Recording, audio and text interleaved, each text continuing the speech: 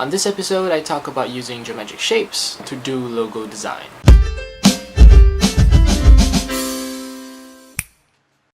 Ever since the Twitter logo came out and this picture went viral, which shows the construction of the Twitter logo, every single designer on every social media platform started posting the process of their logo design with the grids displayed on their logo design itself. On Instagram, I see a lot of people, they even printed out on letterpress the guides itself along with the logo. It's very fascinating to see the guides with the logo design and see that you can actually manifest it with just very simple shapes. So if you want to use geometric shapes on your logo designs, this video is for you. I'm going to give you 3 tips on how to do it. Number 1, for every single curve you have on your logo design, use the curve of a circle. At this point, we are focusing on consistency. Now, nothing is more consistent than the curve of a circle. If you use the curve of using a pen tool, it's very inconsistent because not all curves are that of a perfect circle. You're probably using the curve of an oval if you're using a pen tool. So if you're using that of a perfect circle, you always have consistent curves even if it's scaled up or scaled down. There is this level of similarity and the pleasingness to the eye that the curve of a perfect circle have if you use it in your logo design. So bottom line, for every single curve that you have on your logo design, use the curve of a circle.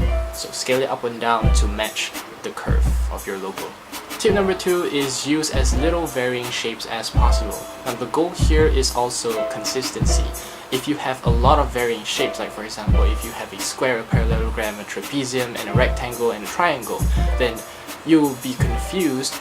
Not only that, your logo will be very inconsistent because of those really varying shapes. I advise you to keep the number of varying shapes, the number of different shapes, at a maximum of 3. So 1 rectangle, you can scale it up and down, 1 square, you can scale it up and down, and 1 circle, you can scale it up and down.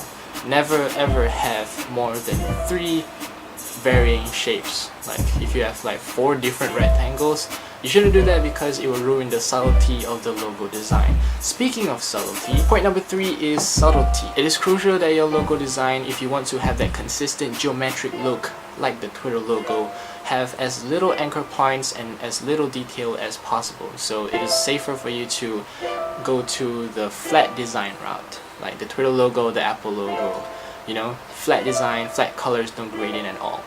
Now, the reason why is because it is much more easier for the human eye to digest that flat type of logo designs. And with very little detail, it is much more memorable. Compare this logo to that of the Twitter logo. Which one do you think you can memorize in a few seconds? Of course, the Twitter logo is your answer. And the reason why is because it has very little anchor points. Look, I can count those anchor points on my hand.